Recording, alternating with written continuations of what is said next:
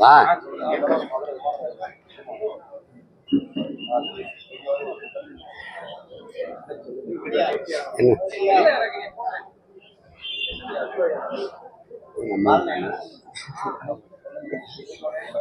அறிவியெல்லாம் கொத்துதா? படமா மட்டும்தான் இருக்கு. படமா மட்டும்தான். என்னது கேளு கேளு.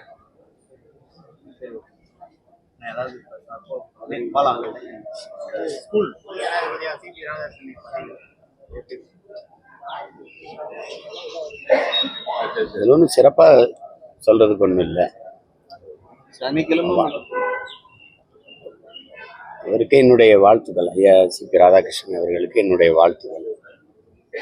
சனிக்கிழமை மட்டும் விஜய் வந்து தொண்டர்கள் ரசிகர்களை சந்திக்கிறாரு அப்படின்னு ஒரு குற்றச்சாட்டு. அவர் முடிவுன்றார்.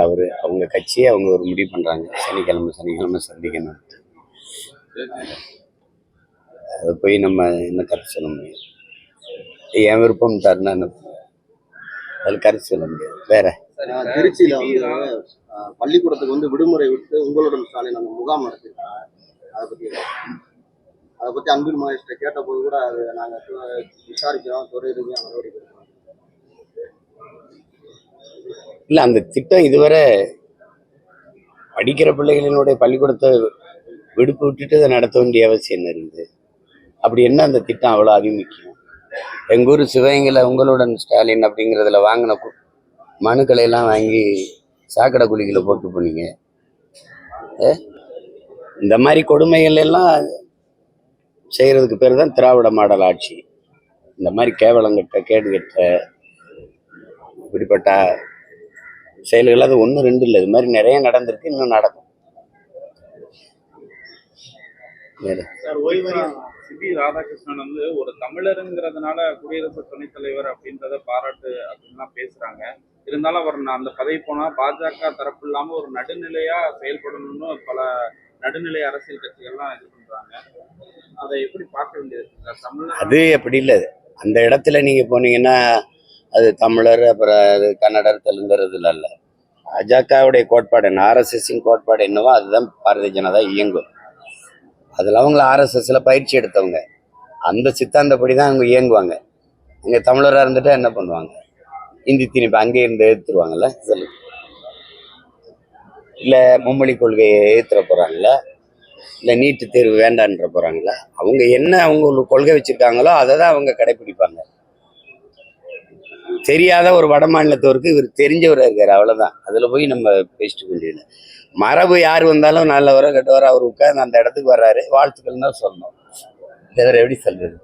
அவ்வளோதான். நீங்கள் அது போய் பேசிட்டு வேண்டியதில்லை. இவங்க சொல்கிற மாதிரி இந்த திமுக இந்த கட்சிகள்லாம் சொல்கிற மாதிரி அப்படி பேசிட்டு வேண்டியதில்லை. அது பாரதிய ஜனதாவை நிறுத்துகிறது, நாங்கள் நடுநிலையாளர் நிறுத்துறோம். பாரதிய ஜனதாவுடைய எல்லா கொள்கைகளையும் ஒத்து போய் ஒரு மாநில ஆட்சி நடக்குதுன்னா அது திமுகவுடைய ஆட்சி தான். நான் பலமுறை உங்களுக்கு சொல்லியிருக்கேன். ஆபரேஷன் சிந்தூரை ஆதரிச்சு முதலா பேரணி நடத்தினதே நம்ம முதல்வர் தான். அது அந்த ஆபரேஷன் சிந்தூரை ஆதரிச்சு உலக நாடுகளில் பிரதிநிதியா போய் பேசுனது நம்ம அம்மா கனிமொழி அவர்கள் தான். அப்ப அதுல குஜராத் கலவரத்தை ஆதரிச்சு பேசினவங்க மணிப்பூர் கலவரத்தை ஏற்று பேசினாங்க. அன்னைக்கு இவங்களோட கூட்டணியில் இருந்தாங்க, இன்னைக்கு காங்கிரஸோட இருக்கிறாங்க. இது அரசியல் தேவை லாபத்துக்காக பேசுறது. இவங்களுக்கு என்ன நிலைப்பாடு இருக்கு, உறுதித்தன்மை என்ன இருக்கு? நாங்க பாசிசம், இதுக்கு எதிர், மதவாதத்துக்கு எதிர் அப்படின்னு நீங்க எதுல கவனிப்பீங்க? குஜராத் கலவரத்தை நீங்க ஆதரிச்சீங்களா இல்லையா? ஐயா கருணாநிதி அவர்கள் அது ஒரு மாநில பிரச்சனைன்னு சொன்னாரா இல்லையா? அது ஒரு சட்டமரங்கு பிரச்சனைன்னு சொன்னாரா இல்லையா? சொல்லியிருக்காரா இல்லையா? குஜராத் கலவரத்தை இந்த கட்சியினுடைய முதன்மையான தலைவர்கள் பாராளுமன்றத்தில் ஆதரிச்சு பேசுனது இருக்கா இல்லையா? அதே ஆட்சி அதே கட்சியால நடந்த மணிப்பூர் கலவரத்தை எதிர்த்து நீங்க போராடினது இருக்கா இல்லையா? அப்போ நீங்க அப்போ கூட்டணியில் இருந்தீங்க, ஆதரிச்சீங்க. இப்ப கூட்டணியில இல்லை, எதிர்க்கிறீங்க. இவ்வளவுதான். வேற என்ன சொல்லுங்க? வேற என்ன எப்படி எடுத்துக்கிறது? அப்ப நீங்க உங்களுக்கு ஒரு நிலைப்பாடு இல்லை, அதனால தேவைன்னா நாங்க எதிர்க்கிறோம்பீங்க. எல்லா வழியிலையும் நட்போடு இருக்கிறது நீங்க தான். இலக்கணேசன் ஐயா இறந்து போனதற்கு இத்தனை பேர் இருக்கும்போது ஐயா மோடி அவர்களுடைய மரியாதையை மலர்வள வைத்து செலுத்த வேண்டிய வணக்கத்தை ஐயா ஸ்டாலின் அவர்கள்ட்ட கொடுத்து செய்ய வேண்டியது என்ன இருக்குது? அவங்க கட்சி தலைவர் இருக்கிறாரு, இங்க மாமா நயனார் நாயந்தர் இருக்காங்க. அவங்க கூட்டணி வச்சிருக்க எதிர்கட்சி தலைவர் இருக்காரு ஐயா எடப்பாடி பழனிசாமி. ஐயா மூப்பனார் அவர்களுடைய வணக்க நிகழ்வுக்கு வந்த அம்மா நிர்மலா சீதாராமன் இதுக்கு வர மாட்டாங்களா? அனுப்பி நீங்க உண்டி வச்சிருங்கன்னு சொல்லலாம். அமைச்சர் எல் முருகன் இருக்கிறாங்க, அவங்க கிட்ட கொடுத்துருக்கலாம்.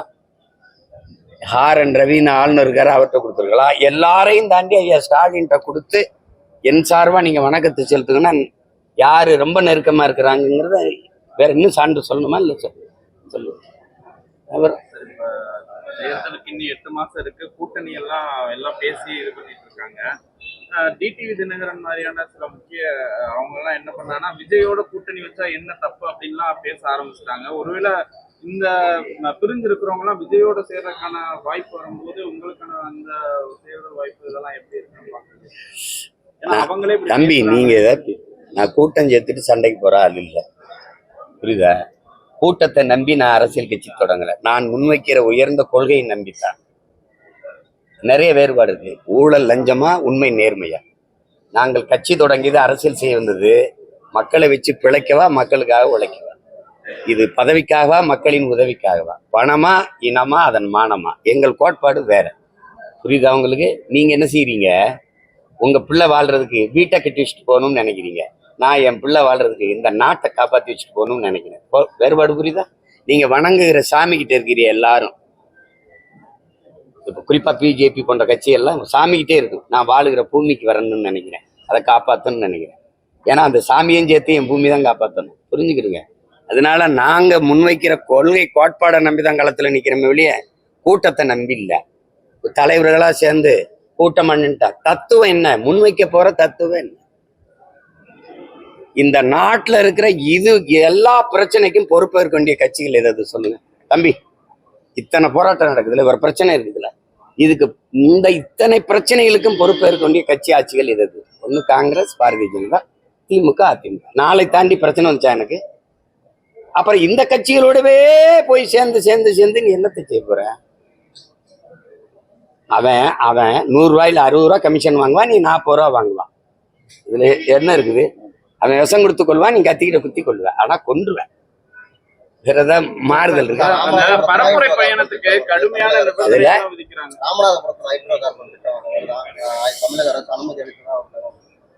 அது முதவே 17 வருஷத்துக்கு முன்னாடியே குழாயை வச்சிருந்துருக்காங்க.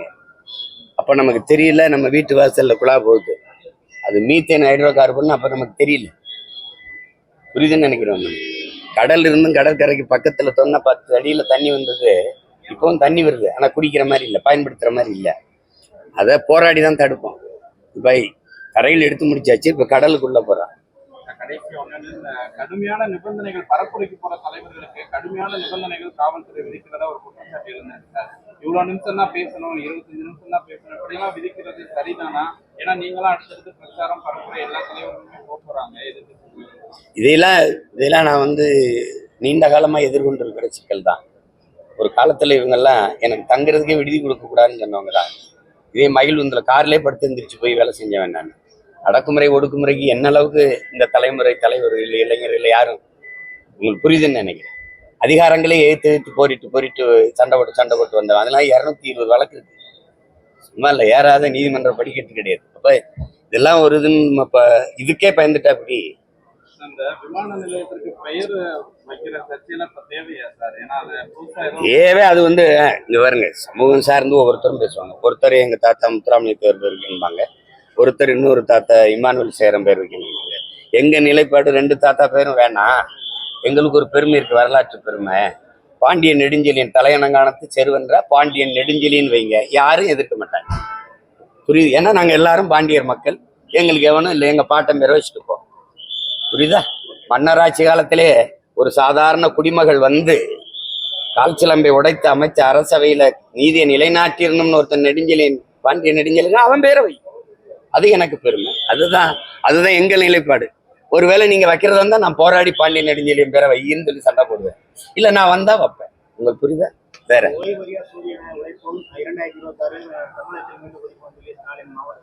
சூரியன் ஓய்வு அது விடுங்க, வேற ஏதாவது. இந்த 23 நிபந்தனைகள் கொடுத்துருக்காங்க. இந்த நிபந்தனைகளை மீறினா பிரச்சாரத்தை நடுவுலையே பிரச்சாரத்தை நிறுத்துவோம் காவல்துறை.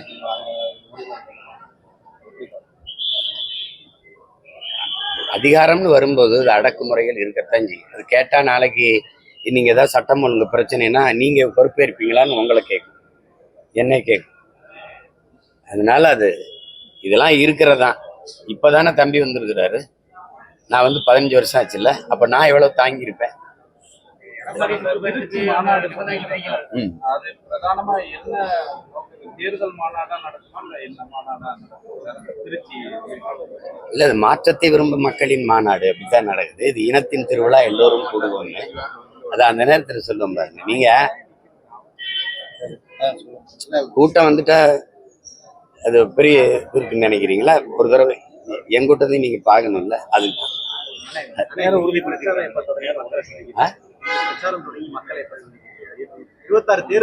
இப்பெல்லாம் நான் என்ன செஞ்சிட்டு இருக்கேன்னு நினைக்கிறேன்.